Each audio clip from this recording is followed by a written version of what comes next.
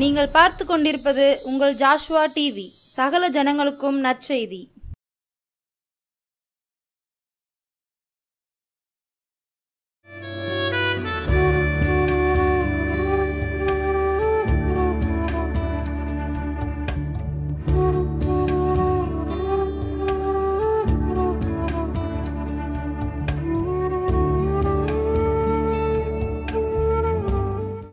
Praise the Lord.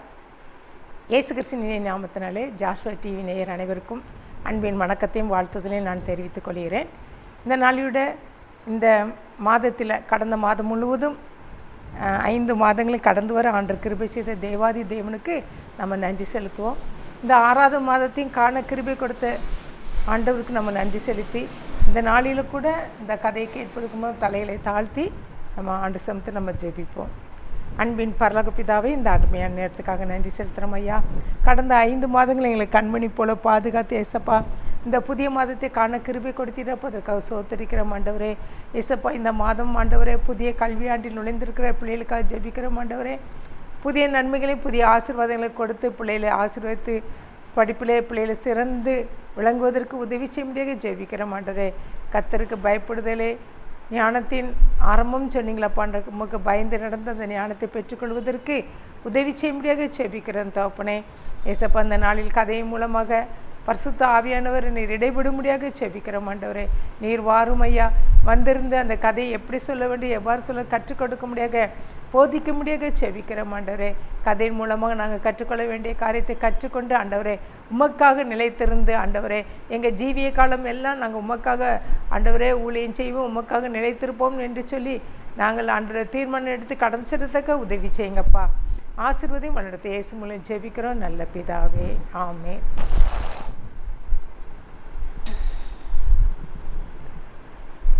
எத்தனை முறை உன்ட்ட சொல்கிறது, இந்த ரோம தெய்வத்தை நீ வணங்கு, இல்லைன்னா உனக்கு சாவு தான். நீ மாத்திரம் நீ சாக போகிறதில்ல, உன் பிள்ளைகள் 7 பிள்ளைகளும் நாங்கள் என்ன செய்வோம், கொலை செய்வோம். ஏன்னா உன் பிள்ளைகளையும் நீ ஒன்னே போல நினச்சிருக்கா மாற்றி இருக்கிற. நீ எப்படி நீ ஒரு அந்நிய தெய்வத்தை நீ எப்படி நீ என்ன செய்யலாம், நீ சொல்லலாம். நம்ம ரோம தெய்வத்தெல்லாம் நீ பின்பற்றணும். நீ எப்படி நீ அந்நிய தெய்வத்தை நீ பின்பற்றி உன் பிள்ளைகளையும் நீ நினச்சிட அதை ஸ்ப்ரெட் பண்ணுறா. நீ எல்லாருக்கும் நினச்சிது அதை அறிவிப்பதற்காக நீயும் பிள்ளைகளுமே கடந்து போகிற. அதனால் கண்டிப்பாக உனக்கு நீ என்ன செய்யுது, நீ தொழுது கொள்ளு, இந்த ரோம தெய்வத்தை தொழுது கொள்ளு. இல்லைன்னா அதை தொழுது கொண்டா நீ உயிர் பிழைத்து கொள்வா. இல்லைன்னா என்ன செய்ய நீ எங்களுக்கு சொல்லு, இல்லைன்னா உங்களுக்கு எல்லாருக்கும் என்ன தான் மரணம் அப்படின்னு சொல்லிட்டு ஒரு அதிகாரி வந்து அருமையான ஒரு ஃபெலிசிட்டஸ் சொல்லி அருமையான ஒரு சகோதரி. இது எங்கே நடந்ததுன்னா ரோம் நகரத்தில் நடந்த ஒரு சம்பவம். எந்த வருடம்னா கிபி 161ஆம் ஆண்டில் நடந்த ஒரு சம்பவம். இரத்த சாட்சியாக மரித்த ஒரு பெலிசிட்டஸ் அவருடைய 7 பிள்ளைகளும் என்ன செய்தாங்க, இயேசுவுக்காக தன்னை அர்ப்பணித்து அதில் தைரியமாக நின்னதுனால இரத்த சாட்சி அவங்க என்ன செய்தாங்க, மரித்து போனாங்க. அந்த ஃபெலிசிட்டஸ் வந்து அந்த அந்த 161ஆம் ஆண்டு ரோம பேரரசன் அரசர் வந்து அந்தோனியஸ் அவர் வந்து அங்கே அரசாட்சி பண்ணி கொண்டிருக்கிறாரு. அப்போ ஒரு நாள் வந்து அவர் நீதி விசாரணை நடத்துகிறாரு.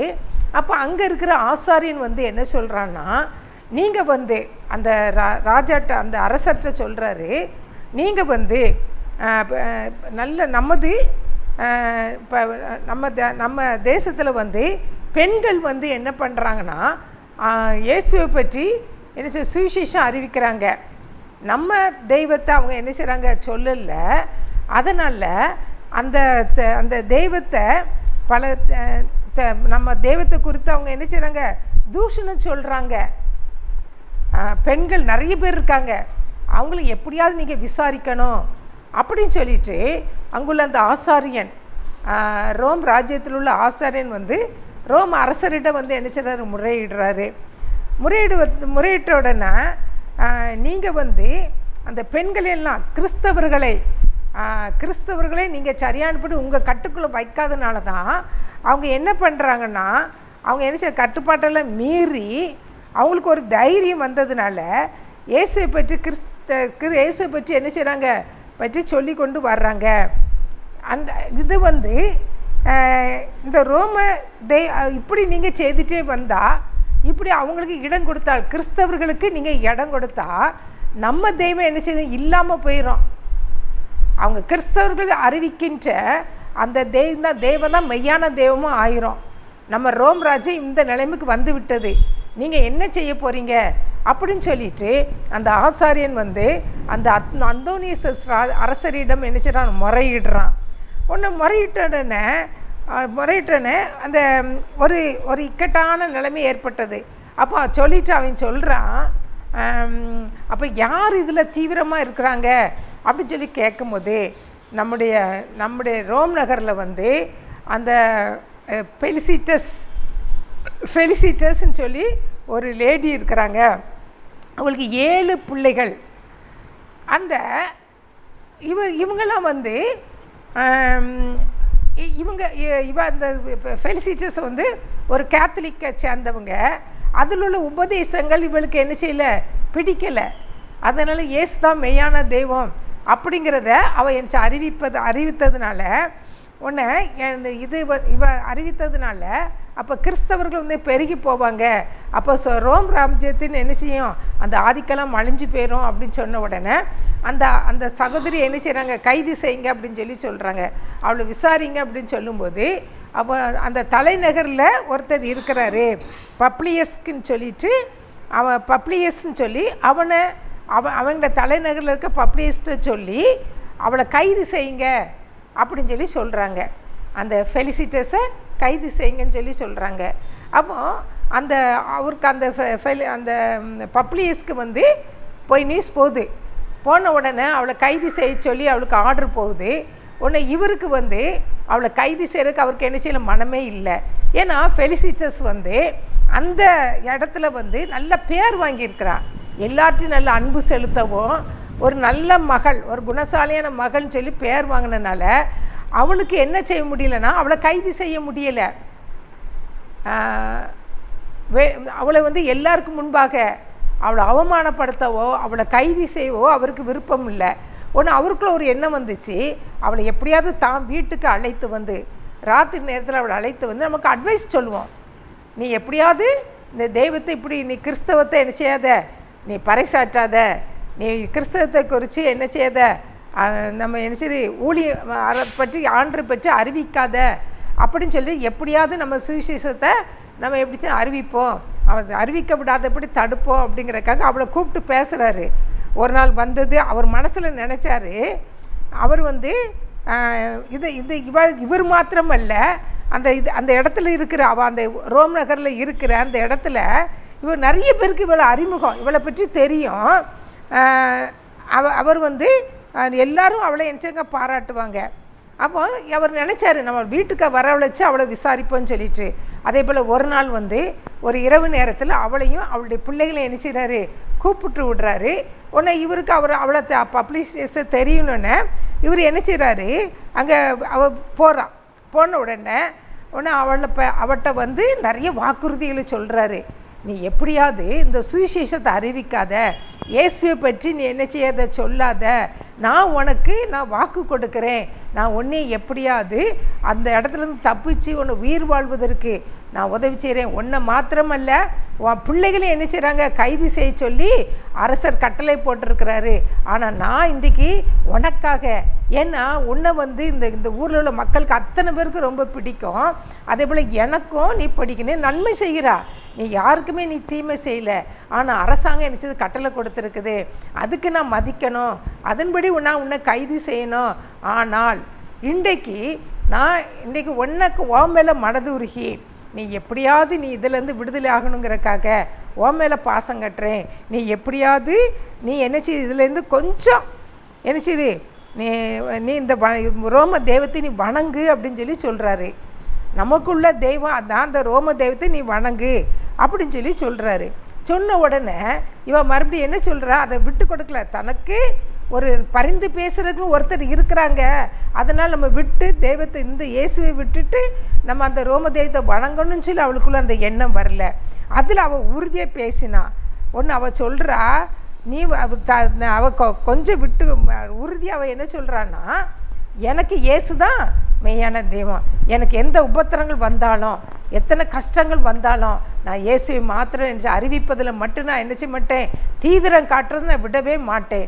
நான் இயேசுவுக்காக மரித்தாலும் போதும் அப்படின்னு சொல்லிட்டு தீவிரமாக இருக்கிறத பார்த்த உடனே அவர் சொல்கிறாரு, நான் இவ்வளோ நேரம் உன்கிட்ட பேசுனது என்னது வேஸ்ட்டு. நான் உன்னை எப்படியாவது தப்பி வைக்க வேணும், உன்னை அதுலேருந்து மீட்டெடுக்க வேணும்னு சொல்லி நான் உன்னை எவ்வளோ நான் நினச்சேன். ஆனால் இது முடியாத காரியம் போல் இருக்குது. நீ உன் தலையெழுத்து, நீ வருகின்ற உபத்திரங்களும் நீ என்ன செய்யணும், சந்திக்க வேண்டும் அப்படின்னு சொல்லிட்டு அவர் என்ன செய்யிட்டா சொல்லி முடிச்சிட்டாரு. உடனே நான் அவள் சொல்கிறா, அவருடைய சொன்ன உடனே நான் என்ன பண்ணுறேன், நான் உபத்திரவத்தை சந்திக்க நான் தயார். ஏன்னா நான் பரிசுத்த ஆவியானவர் அவருடைய அந்த வல்லமை எனக்குள்ள இருக்கிறதுனால அந்த உபத்திரவத்தை கூட சகிக்கக்கூடிய கிருபையை அவர் எங்களுக்கு என்ன செய்வார், சகித்து கொள்கிற கிருபையும் ஆற்றலையும் எங்களுக்கு என்ன செய்வார், தருவார். அந்த நம்பிக்கை எனக்குள்ளே என்ன செய்யுது இருக்குதுன்னு சொல்லிட்டு என்ன செய்தார், தைரியமாக சொன்னார். உனக்கு இதெல்லாம் கேள்விப்பட்ட அந்த பப்ளிசியஸ் அவர் என்ன பண்ணாருன்னா, சரி இவட்ட பேசி ஒரு பிரயோஜனம் இல்லை அப்படின்னு சொல்லிட்டு அவர் என்ன பண்ணினாருன்னா, அவர் என்ன செய்தார், அவர் ஒரு பிரயோஜனம் இல்லை அப்படின்னு சொல்லிட்டு அவளை வெளியில் அனுப்பிவிட்டார். அனுப்பி விட்டுட்டு அந்த மார்ஸ் ஆலயத்திற்கு முன்பாக அவளை என்ன செய்கிறாரு, வரவழைக்கிறாரு. அவளை போக சொல்லிட்டு அடுத்த நாள் என்ன செய்கிறாங்க, அந்த மார்ஸ் மேடை ஆலயத்தில் முன்னாடி என்ன செய்கிறாரு, உட்கார்ந்துருக்கிறாரு. அப்போ இவளை என்ன செய்கிறாங்க வர இவளையும் அவள் பிள்ளையும் என்ன செய்கிறாங்க வர சொல்கிறாங்க. அப்போ அவர் சொல்கிறாரு, நீ சாக தீர்மானித்து விட்டா, நீ சாகணும்னு நினச்சிட்டா, ஆனால் உன் பிள்ளையிலாவது நீ விடேன் அப்படின்னு சொல்லி சொல்கிறாரு. உன் பிள்ளைகள் பாவம், அந்த பிள்ளைகள் ஏன் உன் கூட சாகணும் அப்படின்னு சொல்லி கேட்குறாங்க. அப்போ அதுக்கு அவர் சொல்கிறாரு, அந்த ரோம தெய்வத்தை வணங்கி உன் பிள்ளைகள் என்ன செய்து பிழைத்து கொள்ளட்டும் அப்படின்னு சொல்லி சொல்கிறாரு. அப்போ அவள் சொல்கிறா, என் ரோம தெய்வத்தை வணங்கி என் பிள்ளைகள் நரகத்துக்கு போவதை விட எங்கே செய்யலாம், ஆண்டவருக்காக இங்கே பலியிடப்பட்டு அவங்க அன்றரை இரத்த சாட்சியாக மறித்து தேவனுடைய பரலோக ராஜ்யத்தில் வருவது எவ்வளவு நல்லதுன்னு சொல்லி என்ன செய்ய திட்டவட்டமாக என்ன சொல்லிட்டா பேசிட்டா. பேசுன மாத்திரமல்ல, பிள்ளைகளை பார்த்து அவள் சொல்கிறா, நீங்கள் என்ன செய்யணும், விசுவாசத்தில் நீங்கள் என்ன செய்யுங்க, உறுதியாக நில்லுங்க. எவ்வளவு கஷ்டம் வந்தாலும் அவங்க என்ன செய்கிறாங்க, உனக்கு மறிக்கக்கூடிய இரத்த சாட்சியாக மறிக்கக்கூட நேர்மை வந்தாலும் இங்கே உன் சரீரம் மறித்து போகும். ஆனால் பரலோகத்தில் தேவாதி தேவன் உங்களை வரவேற்பதற்கு அவங்க அவளோடு காத்திருப்பாங்க. ஆனால் எந்த சூழ்நிலையும் ரோம தெய்வத்தை நீங்கள் என்ன செய்கிறாங்க, வணங்கிறாதீங்க அப்படின்னு சொல்லிட்டு அவள் என்ன செய்கிறாங்க, தைரியம் பிள்ளைகளுக்கு என்ன செய்கிற தைரியத்தை மூட்டுறா. உனக்கு இதை கேள்விப்பட்ட அந்த பப்ளியஸ்க்கு ரொம்ப கோபம் வருது. உனக்கு எவ்வளோ தைரியம் இருக்குது, ஏன் முன்னிலையே நீ உன் பிள்ளையில பேரரசு உத்தரவை மீறும்படி நீ இப்படி மீறும்படி செய்கிறாயே அப்படின்னு சொல்லிட்டு என்ன செய்கிறாரு, ரொம்ப கத்துறாரு.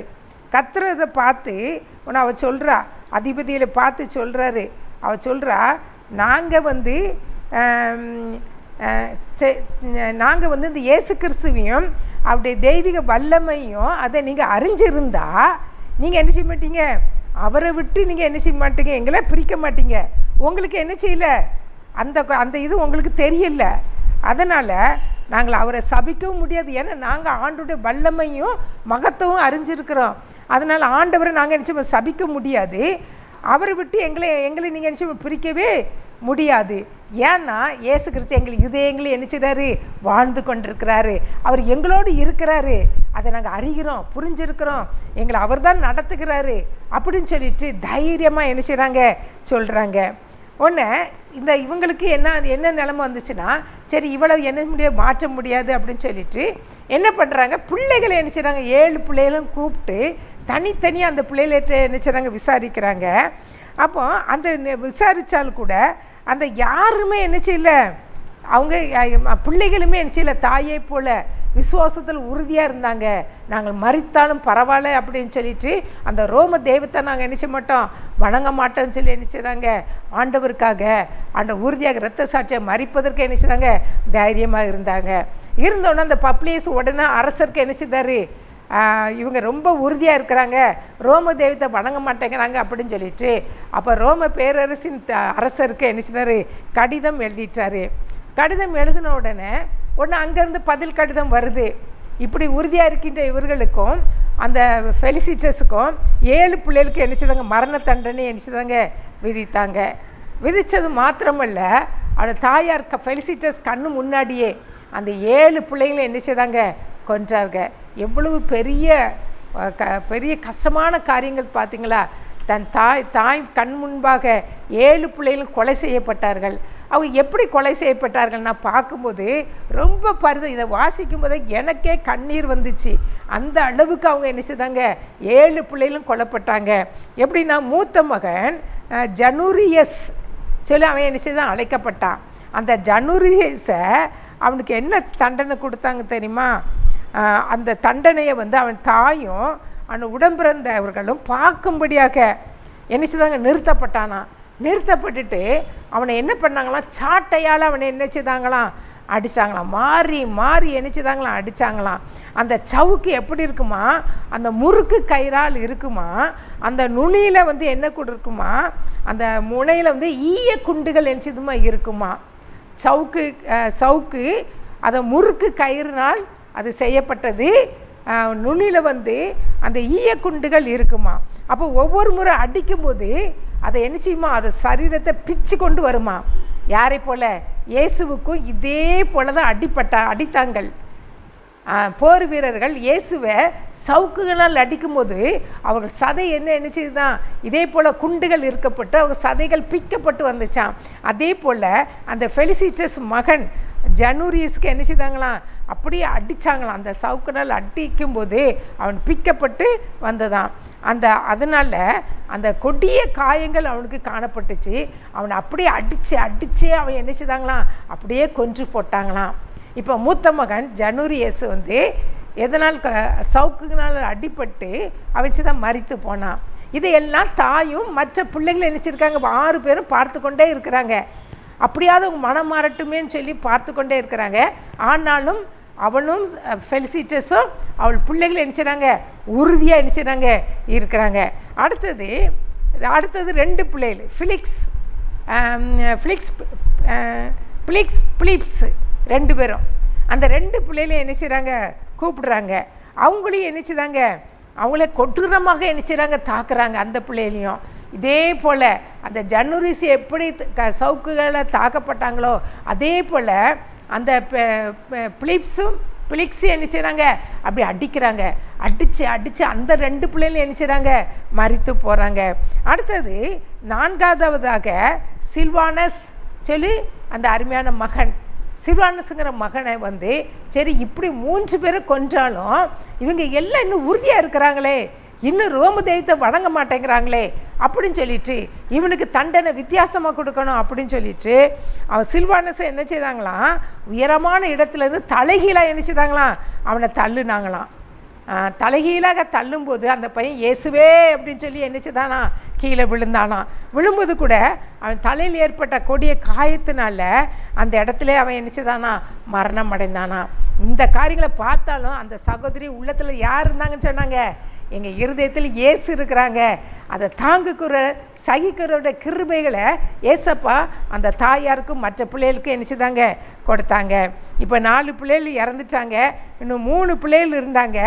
அலெக்சாண்டர், விட்டாலஸ், மார்டியாவில். அந்த 3 பிள்ளைகளையும் தாயின் கண் முன்பாக என்ன செய்தாங்க, நிறுத்தினாங்க. இப்போமாவது நீ சொல்லு, கடைசியில் இந்த 3 பிள்ளைகள் தான் இருக்கிறாங்க, 4 பிள்ளைகள் மரித்து போனாங்க, இந்த 3 பிள்ளைகளுக்காக நீ உயிர் வாழணும்னா அந்த ரோம தெய்வத்தை நீ வணங்கு, உன் பிள்ளைகளும் வணங்க சொல்லு அப்படின்னு சொல்லி கேட்கும்போது அந்த தாயார் என்ன சொன்னாங்க தெரியுமா, நான் என்ன செய்ய மாட்டேன், என்னுடைய பிள்ளைகள் நான் என்ன செய்வாங்க, அந்த வேதனையும் தன்னுடைய பிள்ளைகள் படுகின்ற கண்களில் கண்ணீர் நிறைந்தவளா, பிள்ளைகள் படுகின்ற வேதனைகளை பார்த்தவளா அதை தாங்கி கொண்டு முன்பாக அசையாத ஒரு நம்பிக்கையான வார்த்தையை சொன்னாங்க. என்ன சொன்னாங்க தெரியுமா, என்னுடைய பிள்ளைகள் இயேசுவோடு இருப்பதை நானே என்ன செய்ய போகிறேன், நான் பார்க்க போகிறேன் அப்படின்னு சொல்லிட்டு அந்த பிள்ளைகள் மரித்தாலும் பரவாயில்ல, எங்கள் இயேசு அந்த ரோம தெய்வத்தை வணங்குவதை விட ஆண்டவர் மரித்து ஏசப்பாவோடு இருக்க போகிறாங்க. அந்த சந்தோஷத்தோடு அந்த நம்பிக்கையோடு நான் இருக்கிறேன்னு சொன்ன உடனே அந்த 3 பேரும் தலையை அணிச்சிட்டாங்க, துண்டித்து போட்டாங்க. இப்போ அவளுக்கு அருமையான 7 பிள்ளைகளும் மரித்து போனாங்க, இரத்த சாட்சியாக மரித்து உயிரிழந்தாங்க. இப்போ இருக்கிறது இவள் மாத்திரம்தான். இனிமையாவது இப்போ இனியாவது நீ என்ன செய்யி நீ மணந்துரு. நீ அந்த பிள்ளைகள் பட்ட வேதனைகள் எல்லாவற்றையும் கண் முன்னாடி பார்த்தியே, நீ இனிமையாவது நீ என்ன செய்ய ரோம தெய்வத்தை வணங்குன்னு சொல்கிறாங்க. அப்பவும் அவள் என்ன சொல்லிட்டா, நான் எனக்குள்ள அசையாத ஒரு நம்பிக்கை இருக்குது. என்ன நம்பிக்கை தெரியுமா? என் பிள்ளைகள் இன்றைக்கு 7 பிள்ளைகள் மரித்து போனாங்க, ஆனால் நானும் மரிக்கிறதுக்கு தயாராக இருக்கிறேன். ஏன்னா நான் மரித்த பின் என் 7 பிள்ளைகள் நான் எங்கே போவேன்? பரலோகத்தில் நான் என்ன செய்வேன்? நான் பார்ப்பேன். அந்த நம்பிக்கை எனக்கு இருக்குது. நான் இங்கே கண்ணீர் வடிக்கிறேன், இங்கே வேதனைப்படுகிறேன், ஆனால் அங்கே போனால் எனக்கு என்ன இல்லை? பரலோகத்தில் எனக்கு வேதனை இல்லை, மரணமும் இல்லை, அங்கே துக்கமும் இல்லை. என் கண்ணீர் யாவையும் துடைக்கிறவர் யார் தான்? இயேசுன்னு சொல்லி தைரியமாக அவன் செய்தா அறிவிப்பை கொடுத்தா.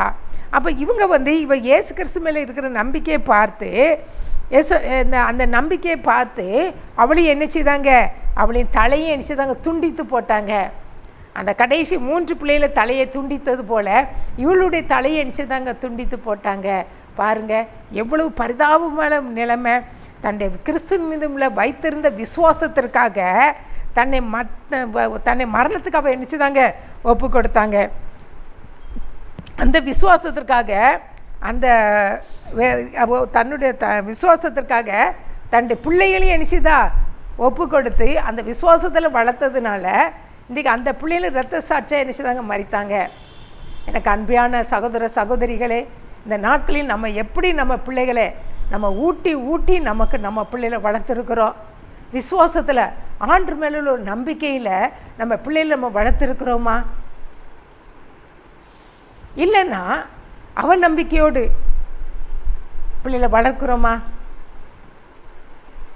நமக்கு என்ன கஷ்டங்கள் வந்தாலும், பாடுகள் வந்தாலும், உபத்திரங்கள், வேதனைகள், இப்படிப்பட்ட காரியங்கள் வந்தாலும் ஆண்டவர் மேலே நம்ம நம்பிக்கை வைக்கணும். அவரை விட்டு ஒரு துளி கூட நம்ம என்ன செய்ய விலகக்கூடாது. ஒரு கடுகளவு விசுவாசம், அந்த நம்பிக்கை நம்ம பிள்ளைகளுக்குள்ள நம்ம ஊட்டி நம்ம வளர்த்துருக்கிறோமா? ஏன்னா வருகின்ற காலங்களையும் சமயங்களையும் பார்க்கும்போது ஆண்டவர் வருகை அதி சீக்கிரம். அதனால் இப்போ நிறைய உபத்திரங்களையும் நம்ம என்ன செய்கிறோம்? காதால் கேட்கிறோம், கண்ணால் பார்க்குறோம். அந்த உபத்திரங்கள் வருகின்ற நேரத்தில் கூட நாம் என்ன செய்யக்கூடாது? பின்வாங்கி போய்விடாதபடி அந்த உபத்திரத்தில் நம்ம என்ன செய்யணும்? நிலைச்சிருக்கணும். என்ன உபத்திரங்கள், எத்தனை கொடிய வேதனைகள் பட்டாலும் நான் இயேசுவுக்காக மரிப்பேன், நான் ஆண்டவருக்காக வாழுவேன், இயேசுவுக்காக மரிப்பேன்னு சொல்லிட்டு நம்ம தைரியமாக நிற்பதற்கு, நாமும் நிற்பதற்கு, நம்முடைய பிள்ளைகளையும் தைரியமாக நிற்பதற்கு இப்பொழுதே பிள்ளைகளை நம்ம ஆயத்தப்படுத்தி பிள்ளைகளுக்கு அப்படிப்பட்ட விசுவாச வார்த்தைகளையே நம்ம பேசிக்கொண்டு இருக்கின்றோமா? பிள்ளைகளுக்கு போதிக்கிறோமா? இன்னும் வரும் நாட்களில் கொடிய காலம் வருது. அந்த நேரத்தில் நம்ம என்ன செய்யக்கூடாது? விழுந்து ஆண்டவரை மறுதளித்து நரகத்துக்கு போய் விடாதபடி, நம்ம பரலோகத்துக்கு இயேசுவை மறுதளியாதபடி ஆண்டவரை அறிக்கை செய்து அந்த நித்திய ஜீவனுக்குள்ளே பிரவேசிக்கணும் அப்படின்னு சொல்லி பிள்ளைகளுக்கு இப்பொழுதிருந்தே நம்ம என்ன செய்யணும்? கற்றுக்கொடுக்க வேண்டும், போதிக்கணும். அப்போ தான் வருகின்ற நாட்களில் பிள்ளைகள் விழுந்து விடாதபடி, நிலைத்திருப்பதற்கு, நரகத்துக்கு போய் விடாதபடி நம்ம இருதயத்தில் ஆண்டவரை அதிகமாக பதிய செய்யணும். இருதயத்துக்குள்ள யார் இருக்காங்க? ஏசப்பா இருக்கிறாங்க. நம்ம மரித்தாலும் எங்கே போவோம்? பரலோகத்துக்கு போவோம். இந்த பாடுகள்லாம், இந்த சரீரம் கொஞ்ச காலம்தான். ஆனால் நமக்கு நிறைய கஷ்டங்களை பார்த்தா, உபத்திரங்களை பார்த்தா நம்ம தவறான முடிவெடுத்து நம்ம என்ன செய்ய விழுந்து போவோம். அப்படிப்பட்ட காரியங்கள் விழாதபடி நம்ம என்ன செய்யணும்? ஆண்டவர் உன்னோட இருக்கிறாங்க, நம்ம இதயத்தில் ஏசப்பா இருக்கிறாங்க அப்படின்னு சொல்லிட்டு நம்ம பிள்ளைகளை தைரியம் ஊட்டி ஏசப்பாக்க நம்ம வாழுறோம், ஏசப்பாக்கு இந்த கஷ்டங்களையும் இந்த பாடுகளையும் நம்ம உபத்திரங்களையும் நம்ம அனுபவிக்கிறோன்னு சொல்லி பிள்ளைகள் தைரியம் ஊட்டி விசுவாசத்தை ஊட்டி நம்ம வளர்க்குறோமா? இந்த நாட்களில் இதை கேட்டுக்கொண்டிருக்கின்ற ஒவ்வொருவரும் நம்முடைய பிள்ளைகளையும் நம்முடைய பிள்ளைகளையும் எப்படி நம்ம வளர்த்துருக்குறோம்? விசுவாசத்தை நம்ம பிள்ளைகளை விசுவாச சந்ததிகள் சொல்லி பெயர் வாங்குறாங்களா? நம்ம யோசித்து பார்ப்போமா? சில சமயங்களில் பிள்ளை சாதாரண காரியத்தை கூட என்ன செய்வாங்க? அவிசுவாச வார்த்தைகள் பேசுவாங்க. இப்படிப்பட்ட சூழ்நிலை வராதபடி நம்ம பிள்ளைகளை சிறு வயதில் இருந்தே ஏசப்பா பற்றி அதிகமாக போதிக்கணும்.